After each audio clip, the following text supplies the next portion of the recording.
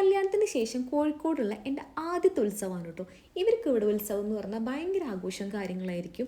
ഉത്സവത്തിന് വേണ്ടിയിട്ട് നമ്മൾ പുതിയ ഡ്രസ്സ് എടുക്കുക, നമ്മൾ ക്ലോസ് റിലേറ്റീവ്സിനൊക്കെ വീട്ടിലേക്ക് ക്ഷണിക്കുക, അങ്ങനെയുള്ള കുറേ പരിപാടിയും കാര്യങ്ങളൊക്കെ ഉണ്ട്. അപ്പോൾ എൻ്റെ വീട്ടിലാണെന്നുണ്ടെങ്കിൽ നമ്മൾ ഉത്സവത്തിന് പോകും, ഉത്സവം കാണും, കുറച്ച് സാധനങ്ങളൊക്കെ വാങ്ങി തിരിച്ചു വരും. ഇവിടെ എന്ന് പറഞ്ഞാൽ നേരെ ഓപ്പോസിറ്റാണ്. ഇവിടെ ഒരു ഒരു ആഘോഷം തന്നെയായിരിക്കും. അതുകൊണ്ട് തന്നെ ഒരു രസമൊക്കെ തന്നെയാണ്. പിന്നെ ഞാനാണെങ്കിലും കോവിഡിന് ശേഷം ഇത്രയും വർഷങ്ങൾ കഴിഞ്ഞിട്ട് ആദ്യമായിട്ടാണ് ഉത്സവത്തിന് പോണത്.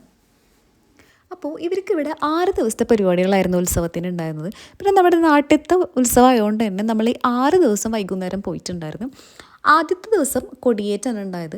നമ്മൾ ഈ ചെറുപ്പത്തിൽ ഉത്സവത്തിനൊക്കെ പോകുമ്പോഴേ എനിക്ക് ഈ കൊടിയേറ്റോ അങ്ങനെ ഉത്സവത്തിൻ്റേതായിട്ടുള്ള പരിപാടികളോ അവരുടെ ആചാരങ്ങളോ ഇതൊന്നും കാണാൻ ഒട്ടും താല്പര്യമില്ലാത്ത ആളായിരുന്നു കേട്ടോ. കാരണം അതൊന്നും കാണാനുള്ള ക്ഷമയോ അങ്ങനെയുള്ള ഒരു താല്പര്യങ്ങളും എനിക്കുണ്ടായിരുന്നില്ല. പക്ഷെ വലുതായപ്പോൾ നേരെ തിരിച്ചായി. ഇതൊക്കെ കാണാനും ഇതൊക്കെ കണ്ട് എൻജോയ് ചെയ്യാനൊക്കെ ഉള്ളൊരു മനസ്സ് ഇപ്പോൾ ഉണ്ട് കേട്ടോ. അപ്പോൾ അതുകൊണ്ട് തന്നെ ഇതൊക്കെ ഇരുന്ന് കണ്ടതിന് ശേഷമാണ് നമ്മൾ വീട്ടിലേക്ക് വന്നത്. പിന്നെ ഞാൻ നേരത്തെ പറഞ്ഞ പോലെ നമ്മളെല്ലാ ദിവസവും പോയിട്ടുണ്ടായിരുന്നു. അതുകൊണ്ട് തന്നെ എല്ലാ ദിവസമുള്ള പരിപാടികളൊക്കെ കണ്ടതിന് ശേഷം തന്നെയാണ് കേട്ടോ നമ്മൾ തിരിച്ച് വന്നിരുന്നത്. ഇപ്പോൾ രണ്ടാമത്തെ ദിവസമാണെന്നുണ്ടെങ്കിലും ഇതുപോലെ ശീവേലി എഴുന്നള്ളിപ്പും തായമ്പകയൊക്കെ ഉണ്ടായിരുന്നു. പിന്നെ നെക്സ്റ്റ് ഡേ ഉച്ചയ്ക്ക് ഇവർക്ക് ഇവിടെ സമൂഹ സദ്യയൊക്കെ ഉണ്ടായിരുന്നു. അപ്പം നമ്മൾ അതിനൊക്കെ പോയി വന്ന് പിന്നെ അന്ന് നൈറ്റ് വേറൊരു ചെറിയൊരു കേക്ക് കട്ടിങ് ഉണ്ടായിരുന്നു. ഇവിടെ അച്ഛൻ്റെ അമ്മേരെയും വെഡിങ് ആനിവേഴ്സറി ആയിരുന്നു. അങ്ങനെ ഞാൻ വീഡിയോ എടുക്കുന്നുണ്ടെന്നത് ഇപ്പോൾ രണ്ടാളും കൂടെ എന്നാൽ സ്വല്പം ഒരുങ്ങിയേക്കാൻ പറഞ്ഞിട്ട് ഒന്ന് റെഡി ആയിട്ട് വന്നാണ് കേട്ടോ. അത് നമ്മൾ കേക്ക് കട്ടിങ് ഒക്കെ കഴിഞ്ഞ് പിന്നെ അടുത്ത ദിവസം മുതൽ ഞാൻ കാണാത്ത കുറേ ചടങ്ങുകളൊക്കെ എനിക്ക് കാണാൻ പറ്റിയിട്ടോ. നമുക്കിവിടെ ഇളനീർ കുലവരവ് എന്ന് പറഞ്ഞിട്ട് ഒരു ചടങ്ങുണ്ട്. അതെന്താണെന്ന് വെച്ചാൽ അമ്പലത്തിൽ നിന്ന് നമ്മൾ അമ്പലത്തിലത്തെ കുറച്ച് ആൾക്കാർ ഇവിടെ ചുറ്റുവട്ടങ്ങളിലൊക്കെ പോയി ഓരോ വീടുകളിലും വരവ് പോയി അവിടെ നിന്ന് ഇളനീരൊക്കെ എടുത്ത് തിരിച്ച് അമ്പലത്തേക്ക് പോവും. അങ്ങനെയാണ് എൻ്റെ ഒരു അറിവ്. അപ്പോൾ അവരാണ് ഈ പോണത്. അവരെ നമ്മൾ വരവേൽക്കാനായിട്ട് നെല്ലും പറയും വിളക്കൊക്കെ വെച്ചിട്ടാണ് നമ്മൾ അവരെ വരവേൽക്കുക. അപ്പോൾ അവർ വന്നു കഴിഞ്ഞാൽ ഇതേപോലെ കുറച്ച് നേരം നിന്ന് പിന്നെ ഈ ഇളനീരെടുത്തിട്ട് തിരിച്ച് അമ്പലത്തിൽ പോവും.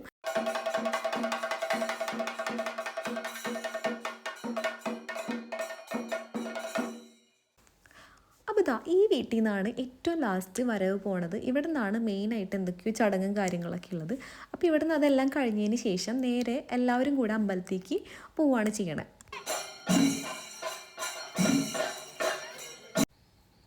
അപ്പോൾ ഇതാ ഇന്നത്തെ ദിവസമാണ് കേട്ടോ ഞാൻ ഏറ്റവും കൂടുതൽ വെയിറ്റ് ചെയ്തിട്ടുള്ളത്.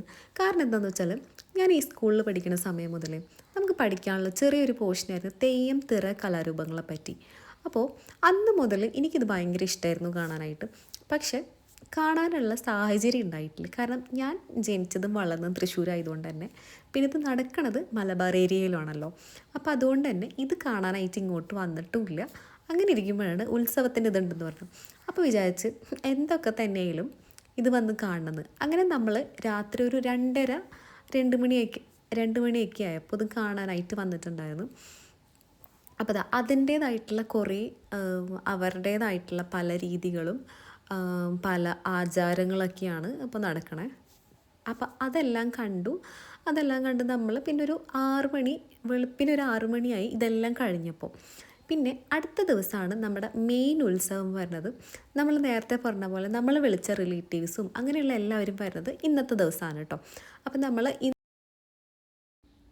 കുറേ ചടങ്ങുകളും കാര്യങ്ങളും ഉണ്ടായിരുന്നു. അതിനോടൊപ്പം തന്നെ ഇവർക്ക് ഇവിടെ താലപ്പൊലി ഉണ്ടായിരുന്നു. അപ്പോൾ ഇവരുടെ താലപ്പൊലീനെ ഇവർ പറയുക ആയിരത്തിരി എന്നാണ്. അപ്പം നമ്മൾ അതെല്ലാം കണ്ടതിന് ശേഷം വൈകുന്നേരമല്ല നമ്മളൊരു രാത്രിയൊക്കെ ആയപ്പോൾ തിരിച്ച് വീട്ടിലേക്ക് പോയി. കാരണം വീട്ടിൽ നിന്നായിരുന്നു എല്ലാവർക്കും ഫുഡ് ഉണ്ടായിരുന്നു.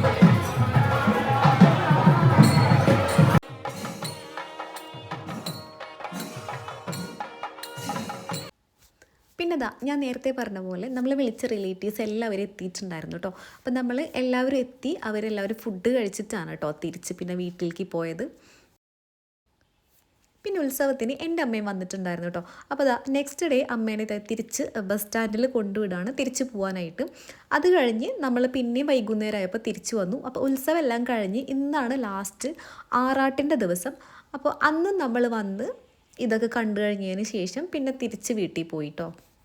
അപ്പോൾ ഇത്രയേ ഉള്ളൂ നമ്മളെ ഈ വർഷത്തെ കോഴിക്കോടുള്ള ഉത്സവത്തിൻ്റെ വിശേഷങ്ങൾ.